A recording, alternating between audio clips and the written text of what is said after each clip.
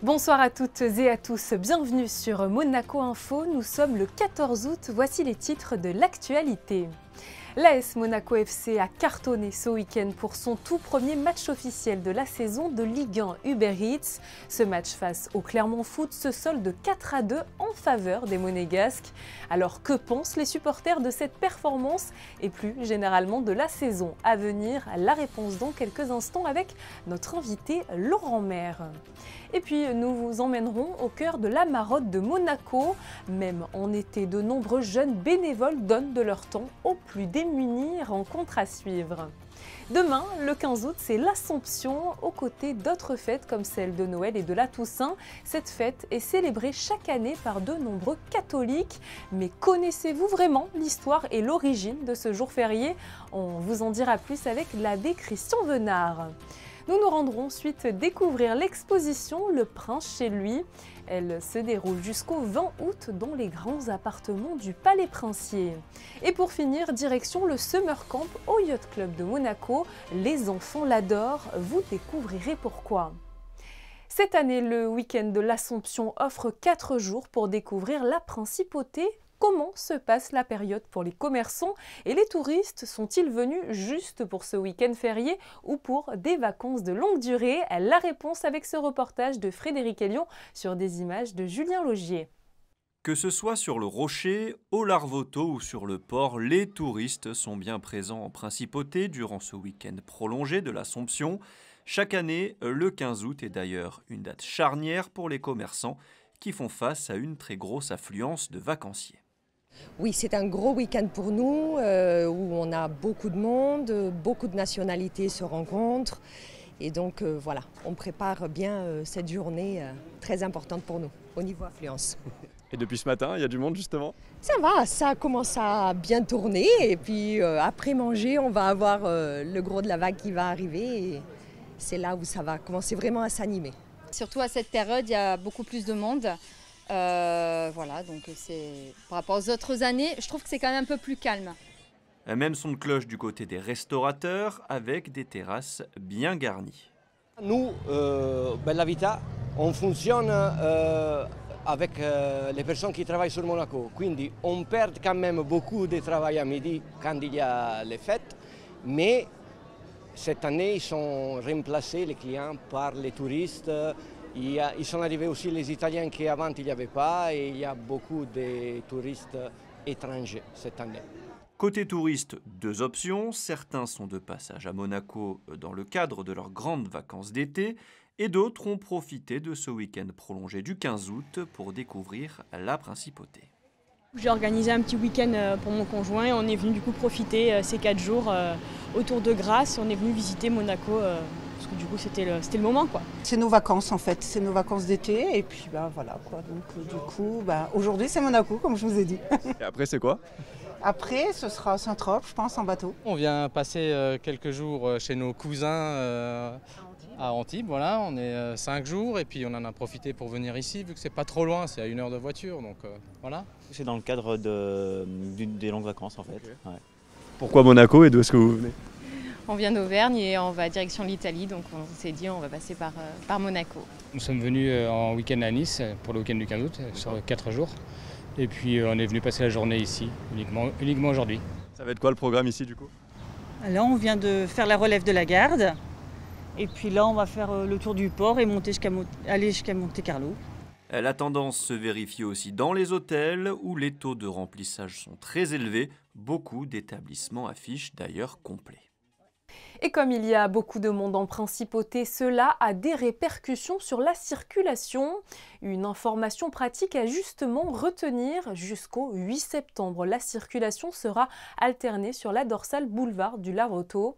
Un dispositif nécessaire car des travaux sont réalisés à cet endroit dans le cadre de l'opération immobilière Larvoto supérieure, opération inscrite dans le plan national pour le logement des Monégasques.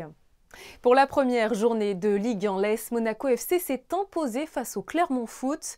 Pour débriefer de cette rencontre et parler plus globalement de cette nouvelle saison, nous recevons Laurent Maire, le président du club de supporters de Monaco. Bonsoir à vous. Bonsoir.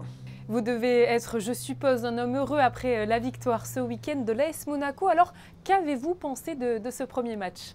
Ça tombe bien parce que hier après-midi, j'étais à Clermont-Ferrand. On a fait le déplacement pour supporter notre club de cœur. Comment vous dire, content. Belle victoire 4-2. Bon, c'est que la première journée de championnat, on ne va pas s'enflammer.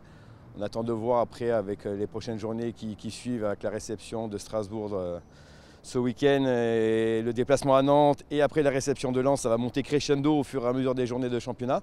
Donc, belle presta. Sous une chaleur de plomb, c'était la folie hier, une chaleur de fou. Une tribune en fusion, on était 500 supporters à Clermont hier. C'était magnifique. Enfin, tout était fait pour une belle victoire, on va dire. En termes de 11 de départ et de profondeur de banc, le mercato, c'est vrai, n'est pas encore terminé, mais il n'y a pas eu beaucoup de recrues pour le moment. Est-ce qu'il y a des joueurs que vous espérez peut-être voir arriver ? Moi, je suis un peu comme tout le monde. J'ai lu la presse encore ce matin. On nous parle que Zakaria passe sa visite médicale aujourd'hui. Un joueur de plus au milieu de terrain. Je pense de toute façon avec le départ de Youssouf Fofana. Ça va être du poste pour poste. Après, on nous parle de Balogun, on nous parle d'un autre attaquant. On va voir. Mais là, la priorité, c'est surtout la défense. Alors là, du coup, on a notre dernier joueur qu'on vient de recruter qui était blessé pour ce match-là.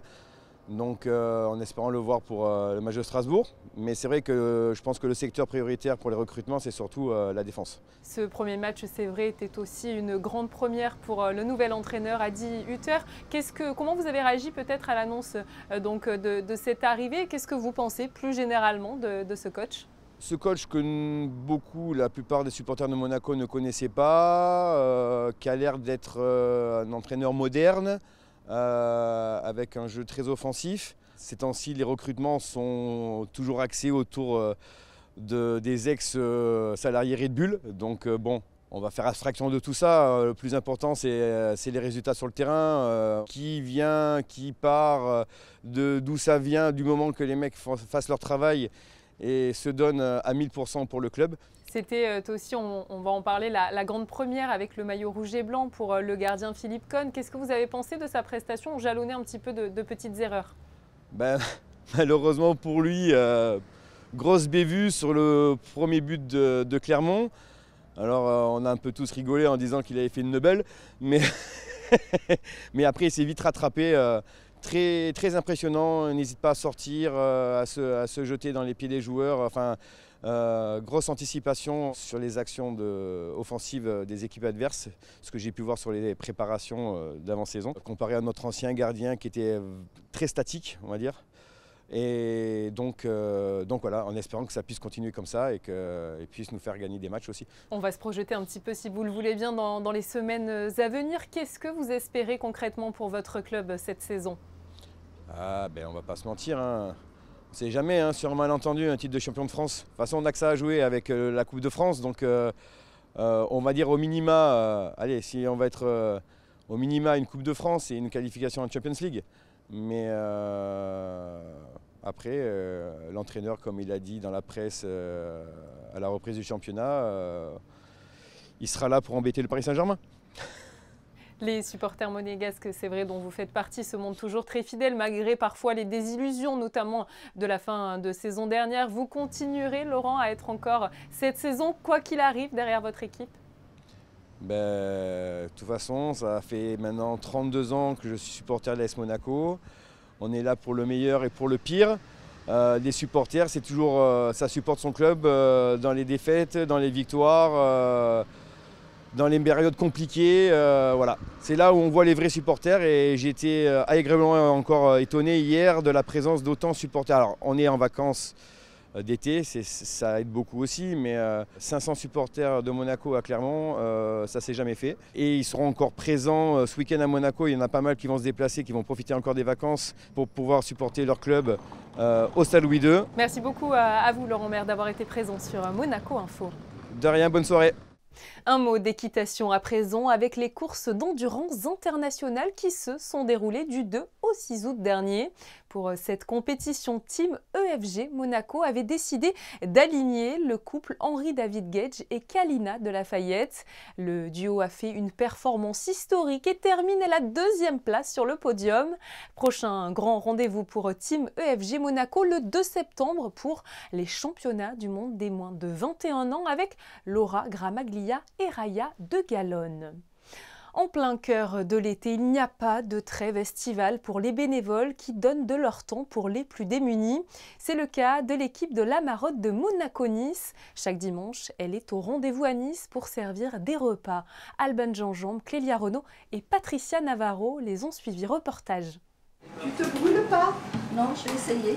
Il est 16 h dans ce petit local. 4 bénévoles de la Maraude de Monaco-Nice sont à pied d'œuvre pour préparer les dizaines de repas qui seront distribués un peu plus tard dans la soirée. Je répartis dans les petites boîtes en plastique les invendus que nous avons récupérés. On a préparé les sandwichs. À la fin du repas, on va distribuer du café, du thé et du chocolat. Et ensuite des viennoiseries et des pâtisseries selon ce qu'on récupère. C'est le plaisir de faire plaisir, tout simplement.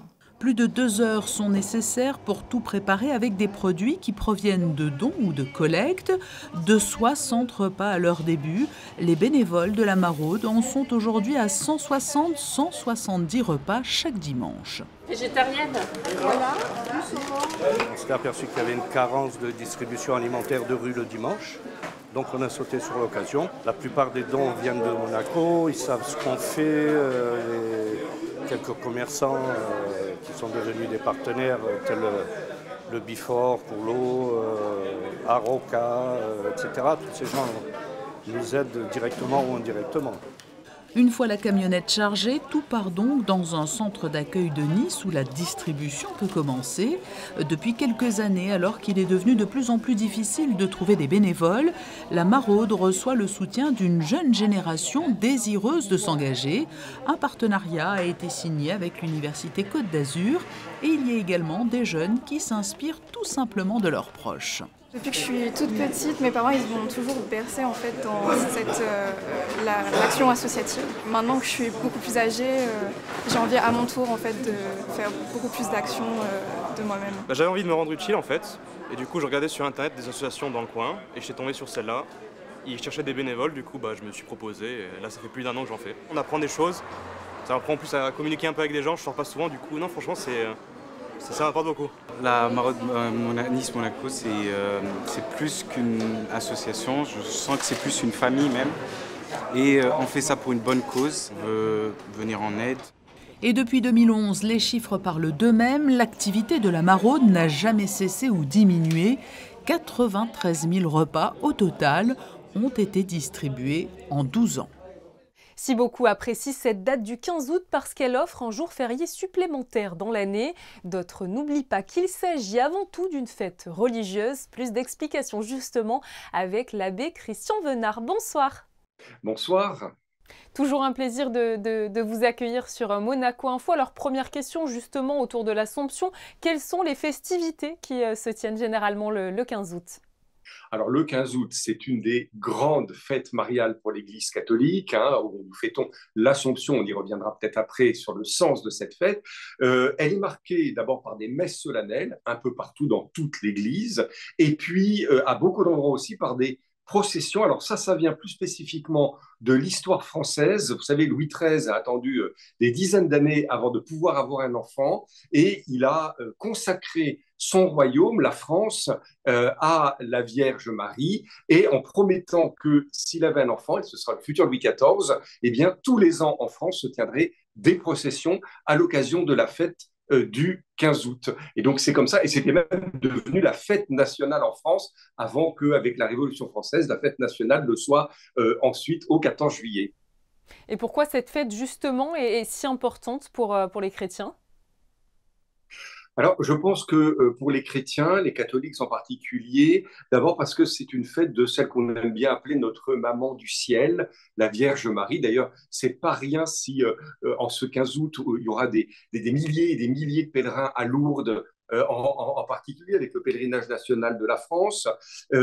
C'est une fête qui tient à cœur toutes les fêtes mariales, si vous voulez. Alors à Monaco, on est particulièrement attaché aussi à l'Immaculée Conception, puisque c'est le nom de notre cathédrale à Monaco.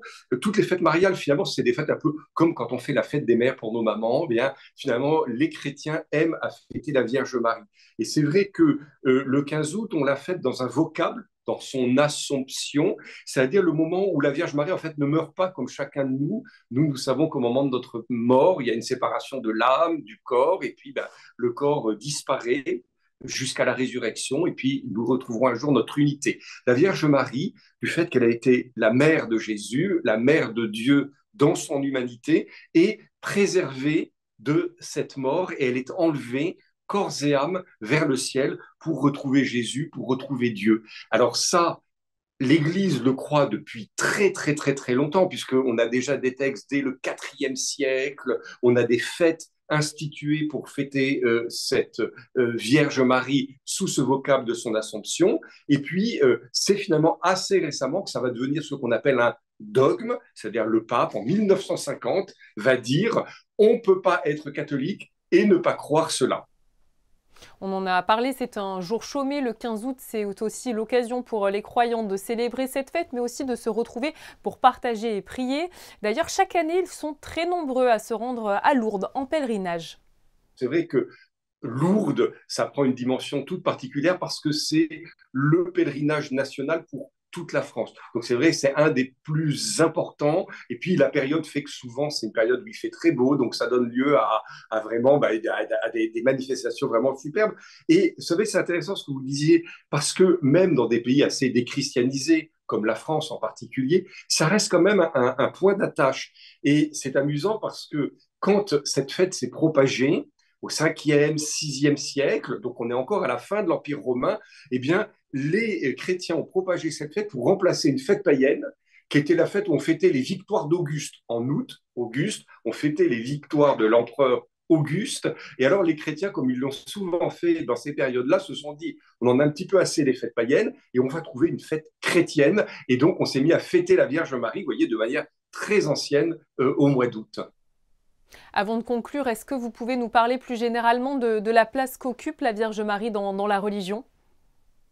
Elle occupe une place très importante, à tel point que parfois, vous savez qu'entre protestants et catholiques, c'est devenu un point de friction, parce que les protestants ont un peu accusé, à tort, je vais évidemment le dire comme ça, mais les catholiques de diviniser Marie. Alors non, on est bien conscient que la Vierge Marie n'est pas Dieu. Elle est la mère de Dieu, Théotokos, elle est la mère de Dieu. Elle est une créature comme nous, elle a un papa, une maman, Anne, Joachim, mais elle a eu le privilège, alors c'est ce qu'on fait par exemple à l'Immaculée Conception, d'être préservée de ce qui nous touche tous, le péché originel, parce que dans le plan de Dieu, elle allait porter son fils d'une manière extraordinaire. Alors c'est vrai, on aime beaucoup fêter la Vierge Marie, un peu comme celle qui, on se sent parfois plus proche d'elle, parce que Dieu parfois nous fait un peu peur et on se dit qu'une maman, une femme, est peut-être capable de mieux comprendre nos soucis. Et je trouve, pour reparler de Laguet, ou pour reparler de Lourdes, quand on va dans ces grands sanctuaires et qu'on voit un petit peu ces milliers de personnes qui viennent déposer leurs soucis, leurs souffrances, les problèmes qu'ils rencontrent dans leur vie, il y a quelque chose de profondément touchant à cela. Et il est bon pour nous de savoir qu'on a une oreille attentive, une oreille féminine, maternelle, qui est prête à nous écouter auprès de Dieu. Fêter le 15 août à Monaco, ça sera ma dernière question. Comment cela se traduit? Qu'est-ce qu'il va se passer? Alors, écoutez, à Monaco, il n'y a pas de célébration particulière, hormis le fait que c'est un jour férié, donc ce sont les horaires du dimanche dans toutes les paroisses de Monaco pour fêter la Vierge Marie. Merci beaucoup à vous, Christian Venard, de nous avoir éclairé sur les célébrations de ce 15 août en l'honneur de la Vierge Marie. C'était avec joie et belle fête de l'Assomption à tous. Et pendant ce long week-end prolongé, vous allez peut-être aller voir des expositions en principauté. L'occasion de se rendre dans les grands appartements du Palais Princier pour Le Prince chez lui. L'occasion de découvrir la vie du prince Régnier III à travers des photos, des archives et des extraits audio. Reportage signé Sandrine Nègre et Thomas Deus. Dès les premières minutes de la visite, votre attention sera très certainement comme la nôtre, interpellée par une très belle voix, celle du prince Régnier III. Et je crois que son héritage de 7 siècles lui confère une renommée, un prestige qui l'agrandit au-delà de ses frontières naturelles. Car l'exposition propose des photographies, mais aussi des éléments audiovisuels pour nous plonger dans des interviews qui nous permettent d'entendre le prince Régnier III. Le prince chez lui, c'est découvrir au fil de ses pièces un souverain, oui, mais qui fut d'abord un petit garçon, un frère, un jeune homme, puis un prince, un chef d'État, un mari, un père, et pas seulement. Victor Hugo a écrit « L'art d'être grand-père », une phrase qui peut aussi décrire le prince Régnier III, comme en témoigne cette jolie photographie. Le prince Régnier va peut-être se révéler à certains qui ont connu le prince Régnier, qui ont connu peut-être certains aspects de son existence, de son œuvre, d'homme public, de prince ayant œuvré pendant 56 ans pour son pays, pour le faire prendre au sérieux, pour le remodeler, pour le préparer à la modernité du XXIe siècle. Mais peut-être certains connaissent moins les aspects liés au palais. Le palais a été évidemment sa résidence publique, le lieu d'ostentation de la monarchie, le lieu symbolique de son pouvoir, mais aussi son lieu de résidence. C'était d'ailleurs son lieu de naissance. Accession au trône, nouvelle constitution, travail avec ses collaborateurs, passion pour l'automobile et la sculpture, sa vie au palais, mais aussi dans sa maison de Rocagel et au château de Marché, sans oublier les célébrations avec les monégasques. Tout, vraiment tout est intéressant. Toutes les légendes qui accompagnent les photos portent la marque, le témoignage, la parole du prince Régnier qui ajoute un éclairage différent. Donc c'est aussi quelque part aussi un peu le prince par lui-même qui commente les photos de sa personne. À découvrir jusqu'au 20 août donc, Le prince chez lui, exposition sur le prince Régnier III. Un prince toujours bien présent dans le cœur des Monégasques. Une exposition qui permettra aussi aux nouvelles générations qui ne l'ont pas connu d'en savoir plus sur ce prince qui a tant fait pour Monaco. Instant d'ailleurs émouvant, plusieurs de ses arrière-petits-enfants ont pu découvrir l'exposition. Chaque été, le Yacht Club de Monaco organise des summer camps pour les enfants et ils sont très nombreux à s'y être inscrits. Paddle, prévention, voile, plusieurs rendez-vous attendent vos petits moussaillons. Yannick Debever est allé les rencontrer.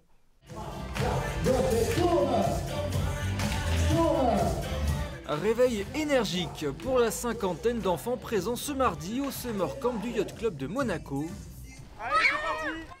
Le slogan de ce camp, c'est In, On, With H2O, c'est-à-dire apprivoiser l'eau dans toutes les situations. Les activités que les enfants ils font, c'est de la voile, sincèrement, c'est l'activité principale. Et ensuite, ils font du kayak, du stand-up paddleboard. On a un château gonflable sur lequel les enfants ils peuvent profiter pour développer les premiers pas pour se faire le pied marin. On a aussi, comme ce matin, la police maritime qui vient pour les sensibilités sur la sécurité en mer. Aujourd'hui, les enfants apprennent à respirer sous un bateau qui vient de chavirer. Un réflexe de secours qui pourrait servir dans leur future sortie en mer. Chaque été, ce sont 400 enfants de 7 à 18 ans qui passent leurs vacances sur ces camps d'été. Une véritable porte d'entrée vers l'école de la voile qui débutera en septembre. Au-delà des activités ludiques et sportives, les enfants apprennent sur leur semaine à respecter la mer. Le but vraiment, c'est de transmettre des valeurs, expliquer la mer, notre mer Méditerranée, à quoi elle ressemble, à quel point elle est sensible. Les dernières années, la crise de l'eau est très importante aussi. On a tout un système d'eau revalorisée où quand on rince nos bateaux, ce n'est pas une eau de ville perdue, c'est une eau qui a déjà été utilisée, qui est retransformée. On montre aux enfants toutes les interactions de la vie par rapport à la mer. Que ce soit sur un paddle ou sur un château gonflable, le plaisir de se jeter à l'eau restera toujours le même pour tous les enfants. Apprendre en s'amusant, c'est finalement tout l'objectif des Summer Camp du Yacht Club. Et je vous propose à présent de retrouver Frédéric Elion pour vos prévisions météo. Quelle est la tendance pour la fin de ce week-end prolongé, Frédéric ? Une journée d'été classique sur la Côte d'Azur, Julia, un grand soleil et de la chaleur avec 25 degrés prévus le matin et 31 l'après-midi avec une température ressentie de 36. Mardi 15 août, ce sera l'Assomption. Vous avez déjà forcément entendu parler ces dernières semaines du film Barbie. Les experts le voient déjà frôler les 1,5 milliard de dollars au box-office, de quoi faire de lui le plus gros succès de l'année et l'approcher du top 10 des films les plus rentables de l'histoire. Phénomène incontestable de l'été au cinéma, l'impact de Barbie s'étend bien au-delà des salles. Alors pour vous plonger dans cet univers, nous vous proposons ce soir une rétrospective de l'exposition Barbie à la Villa Saubert. C'était en 2003 et les photos sont signées Charlie Gallo. C'est la fin de ce journal. Merci encore une fois à vous pour votre fidélité. À demain pour un nouveau numéro de votre journal. Très bonne soirée à vous.